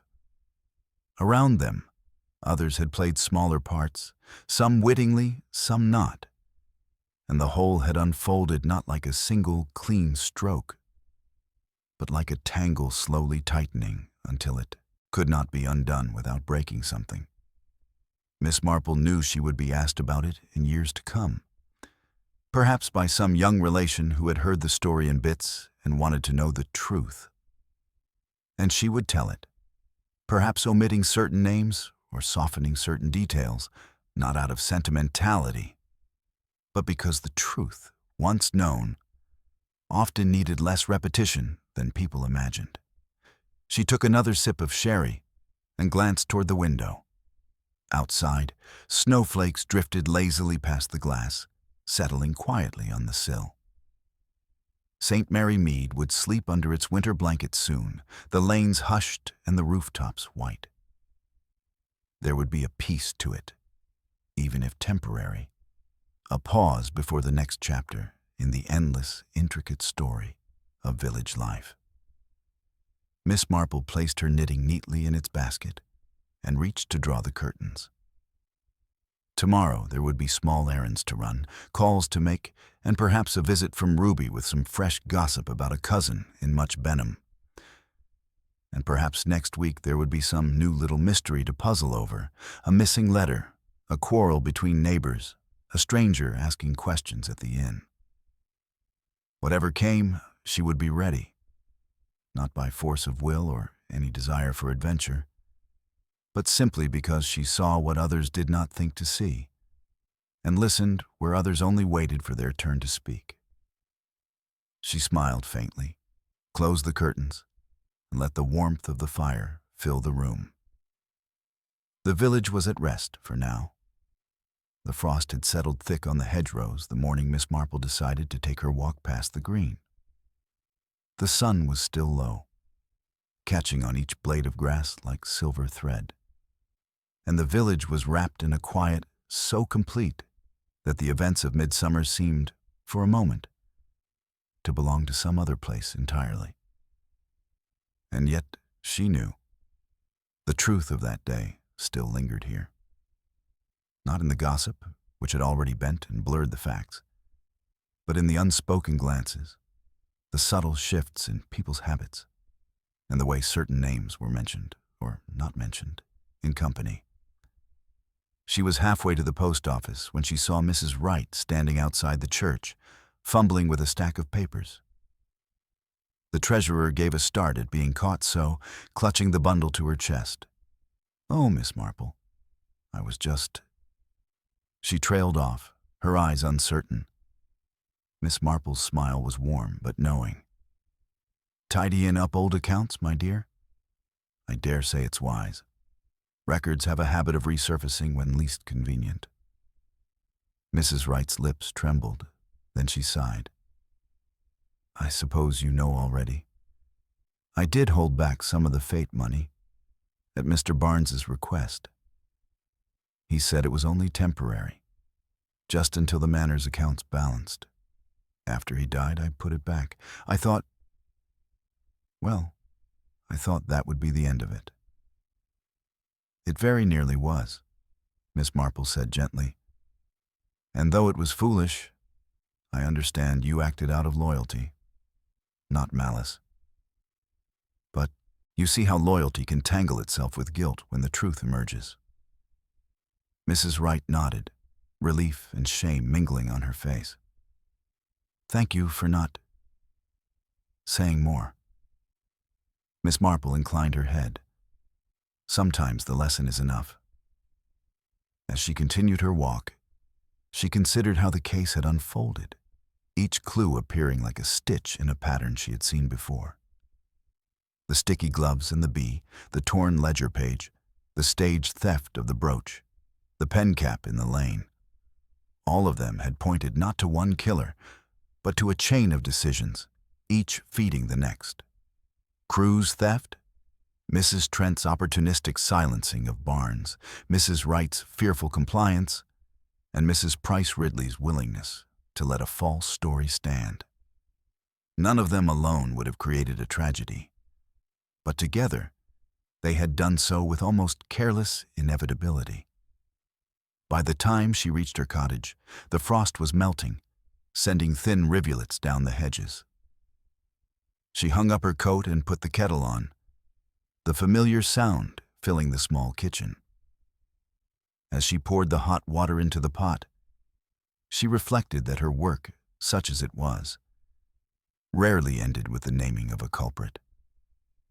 The satisfaction lay not in the drama of accusation, but in the quiet moment afterward, when the pattern was whole and every piece had found its place. That was the true resolution, not the gavel's strike or the newspaper headline, but the knowledge that she had seen clearly what others had missed, and that in doing so she had returned some measure of order to a world that so often unraveled itself. She carried her tea to the sitting room, where the fire burned steadily and looked out over the garden. The village, she thought, would survive this as it had survived other scandals and tragedies.